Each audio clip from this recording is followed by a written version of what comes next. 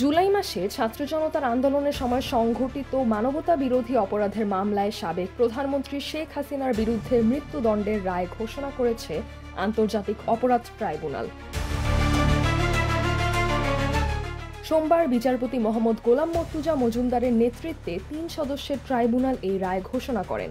শেখ হাসিনার বিরুদ্ধে ঘোষিত মৃত্যুদণ্ডের পর বিএনপি মহাসচিব মির্জা ফখরুল ইসলাম আলমগীরের মেয়ে শামারুহ মির্জা তার প্রতিক্রিয়া প্রকাশ করেছেন। সোমবার বিকালে তিনি নিজের ফেসবুক পেজে একটি পোস্ট দেন। পোস্টে শামারুহ মির্জা লিখেছেন, রায় দিলে আব্বুকে ফোন করলাম, কাঁদলাম। সে 2013 থেকে আমাদের জীবনে যে ভয়াবহ ক্ষতি হয়েছে, হাসিনা কতবার ভেবেছি কবে সুযোগ আসবে আমি মামলা করব আমাদের মানসিক, শারীরিক এবং আর্থিক ক্ষতি করার জন্য। তিনি আরও উল্লেখ করেছেন, এই 12 বছরে কত লাখ লাখ পরিবার শেষ হয়েছে, হাসিনা কত মানুষ খুন করেছে, গুম করেছে। মজলুমের দোয়া আজ কবুল হলো, আল্লাহ সর্বশক্তিমান।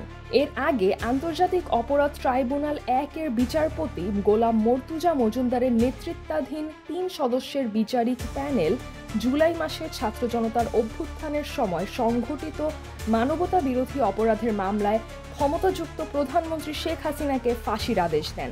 মামলার 2 নম্বর অভিযোগে শেখ হাসিনাকে মৃত্যুদণ্ডের আদেশ দেওয়া হয়, তবে 1 নম্বর অভিযোগে তাকে আমৃত্যু কারাদণ্ড দেওয়া হয়েছে। সিজরাতুল আভা, দৈনিক আওয়ার বাংলাদেশ।